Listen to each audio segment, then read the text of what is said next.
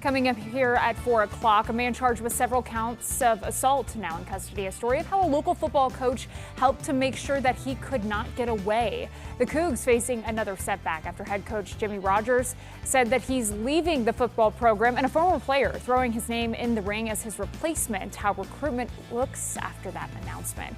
And then a tentative agreement with the teachers union and the Moses Lake School District. The status of the injunction filed attempting to get teachers back into the classroom.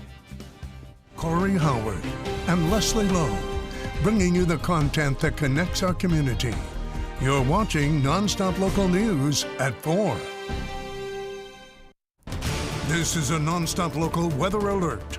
Well, here is a live look at Snoqualmie Pass right now. You can see the snow on the ground, but it's starting to melt as rain is coming down there as well as here in eastern Washington. I'm Morgan Ashling for Corey Howard. We start in the Weather Center with Leslie Lowe because we need to talk about the weather. There's a big point coming up here. A lot of rain on the way, but wind too. Lots of rain, lots of wind on the way. I was really looking at that Snoqualmie Pass. I must be at the mountain at the ski resort. Yeah.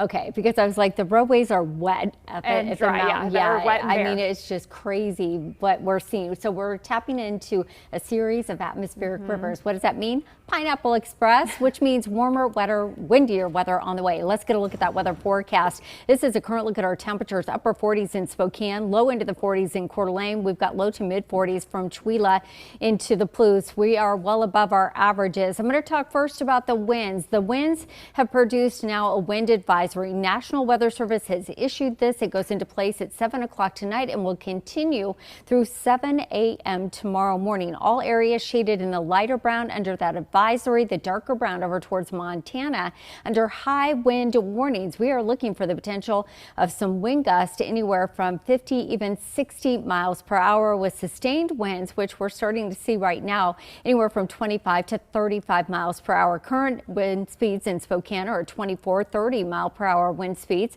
In the Tri-Cities, Walla Walla, you're currently seeing sustained winds at 22 miles per hour. Our strongest wind gusts are to the south of us. Tri-Cities seeing those wind gusts at 46 miles per hour. Spokane, we're clocking them with wind gusts at 39 miles per hour. So the winds are a big player as this cold front moves through.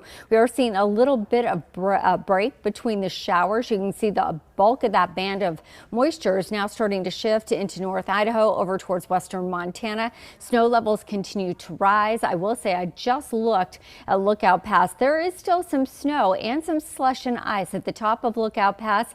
Otherwise, you're going to run into that wintry mix when you get into the valleys. It's all about the rain, and that does include the west side of the state here all the way into parts of Montana. These are flood watches, the areas shaded in green that you're seeing here. So again, good portion of the west side into the Cascade Valleys, into the Yakima Valley. You can see also for parts of central Idaho over towards North Idaho. That does include that I-90 corridor for Silver Valley into Lookout Pass, and then parts of western Montana. In addition, because of all of this warm, wet, and windy weather, there is an avalanche watch that is in place for parts of the mountain locations over towards western Montana. We'll keep a close eye on that. But Morgan, overnight lows tonight are warmer than our daily average high for this time of the year. We're talking about low to mid 40s and even 50s overnight tonight for our friends in the Tri-Cities. So when I see you back here in just a few minutes, we'll get a full look at that 7-day forecast. I'll just say buckle up.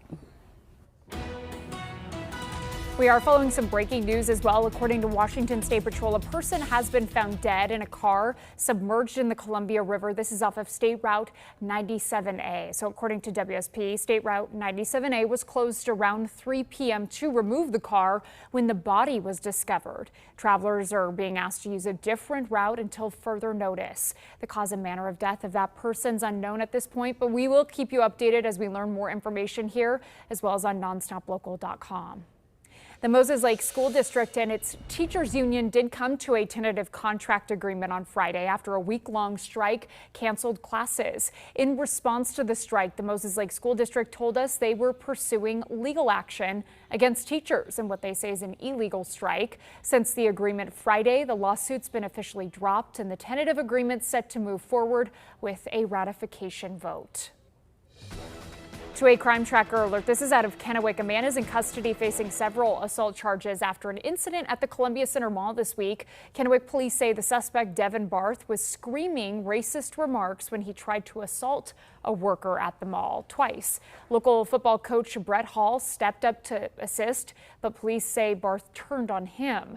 Police say the coach was able to take him to the ground, hold him there with the help of his wife until officers arrived on scene. Both Hall and his wife got a reward, a $100 gift card by Kennewick police for their service, but in helping, they ended up being a victim of a crime themselves. That woman actually stole Christmas gifts they had just bought while they were focused on holding Barth down. Now, Kennewick police say they're actively looking for the suspect. If you know anything, you're asked to call 509-628-0333. Well, all eyes are on the Palouse as WSU announced enrollment numbers are down by 20,000 for the upcoming academic year. It comes during shakeups in the athletic department, with the head football coach Jimmy Rogers saying he's leaving and the firing of former athletic director Ann McCoy. Now, former football players throwing his hat in the ring for consideration. This is former Washington State quarterback Luke Falk posting on social media about his interest. He says he's the right man for the job and is committed to growing the program for the long term. He was on the team from 2014 to 2018. Despite the challenges, the Cougar Collective is continuing work on recruiting and retaining players to build up their athletic department. My phone's been going bonkers. We've had over 100 new members in the past 24 hours. I told the board of directors a couple days ago, I don't think my phone has ever been this hot, ever. WSU is still set to play in the upcoming bowl game 2 weeks from today, with hopes there will be more clarity on who will be leading the team. Well, holiday shopping season is in full swing, with a few familiar stressors returning as well. While reports show instances of package theft or porch pirates appear to be down, the value of items stolen is on the rise. NonStop Local's Jara Cottingham joins us live now. Jara, an added concern with a recent case, one homeowner reports the thief may have been impersonating a delivery driver. Morgan, that person seen on video was wearing what appeared to be an Amazon employee vest. And now Amazon says they document cases like this. And package theft in Washington is a Class C felony and can mean 2 to 5 years in prison. Amazon tells me they are aware there could be fake apparel, and when they see it's available or shown online, they demand for it to be taken down. This can be very traumatizing for some customers. So number one, call police right away because this is a crime. Then contact our customer service team, which is available 24/7. So that way we can help them to the best of our ability. The victims tell NonStop Local they did receive full refunds for their stolen packages. Amazon does offer some protection options, including allowing drivers to utilize a one-time delivery code to open your garage and securely deliver your package. And while the video does show the individual wearing what it appears to be an Amazon logo, it's not sure if they're officially correlated with Amazon, and it's also unclear on whether Amazon employees are required to return their gear once they stop working for Amazon. In Spokane, Jara Cottingham, NonStop Local. Thank you, Jara. Safety alert from Washington State Patrol. Wrapping your car with Christmas lights is illegal in the state of Washington. WSP says the lights violate restrictions on non-compliant or distracting lights on public roadways. Saying further, the lights can distract drivers. They can also damage your vehicle. 6 inmates at the Kootenai County Jail experienced fentanyl overdose symptoms this week. CDA Fire and Rescue responded alongside deputies to help those inmates December 6th.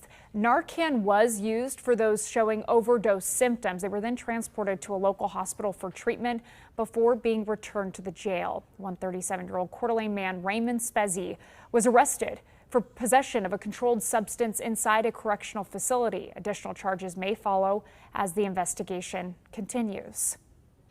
Developing out of Washington, D.C., President Trump is not revealing his plan on AI regulations, but he says he will not allow state and local officials to pass their own set of regulations. Jared Halpern has more on this potential executive order.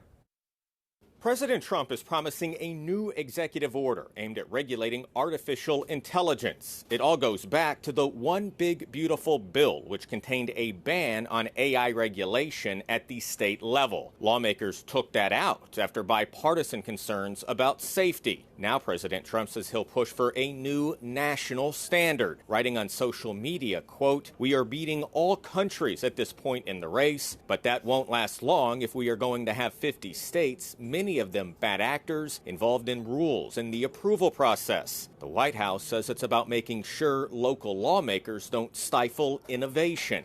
There are some states that want to regulate these companies within an inch of their lives, and then when they make a misstep, fine the heck out of them. That's a game that President Trump isn't going to allow people to play. But safety advocates and state lawmakers say that's the wrong move. Hundreds of organizations sent letters to Congress last month raising alarms about the possibility that a ban on regulation could help big tech companies avoid liability. And some experts say it will be extremely difficult to enforce regulations on the national level because the technology is evolving so quickly. We don't necessarily have the technological means to do all these things. And it's nice to talk about regulations, but no one actually gives a solid plan of how it actually should be done. That was Jared Halpern reporting. According to the White House, the president's expected to sign the new executive order later this week. Well, coming up here for NonStop Local at 4, police are responding to an interesting group of criminals trespassing a hotel. The details of the Care Bear break-in, that's later in our show. And a live look over Spokane. We're catching a little bit of a break between the rain, but the winds are starting to pick up. We'll talk about those winds, how long they're set to stick around, and what we can expect for the rest of the work week when we see you back here coming up after the break.